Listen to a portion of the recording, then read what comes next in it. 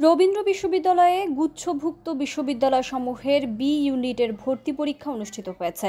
শুক্রবার বেলা 11টা থেকে দুপুর 12টা পর্যন্ত এই পরীক্ষা অনুষ্ঠিত হয়। রবীন্দ্র বিশ্ববিদ্যালয়ের তত্ত্বাবধানে সিরাজগঞ্জের শাহজাদপুরে ইব্রাহিম পাইলট বালিকা উচ্চ বিদ্যালয় এবং সরকারি মডেল পাইলট উচ্চ বিদ্যালয়ে দুটি ভেন্যুতে পরীক্ষা অনুষ্ঠিত হয়। বি ইউনিটে মোট 1987 জন ভর্তি ইচ্ছুকের মধ্যে 1871 জন ভর্তি ইচ্ছুক উপস্থিত ছিলেন।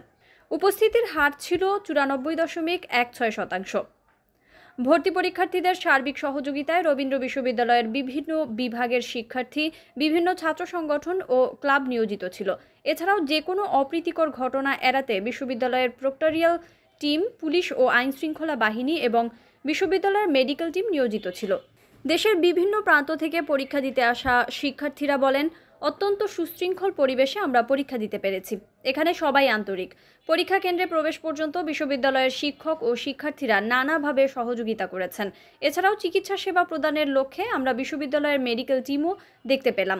পরীক্ষা চলাকালীন সময়ে নিরবিচ্ছিন্ন বিদ্যুৎ সেবা পেয়েছি। এজন্য আমরা সংশ্লিষ্টদের ধন্যবাদ জানাই। পরীক্ষার বিভিন্ন কেন্দ্র পরিদর্শন শেষে রবীন্দ্র বিশ্ববিদ্যালয়ের vice chancellor professor doctor SM. Hasan Talukdar GST ভর্তি পরীক্ষা সুষ্ঠুভাবে অনুষ্ঠিত হওয়ায় সংশ্লিষ্ট সবার প্রতি কৃতজ্ঞতা প্রকাশ ও ধন্যবাদ জ্ঞাপন করেন। পরবর্তীতে অনুষ্ঠিত এই ইউনিটের পরীক্ষা সফল করতে সবার সহযোগিতা কামনা করেন।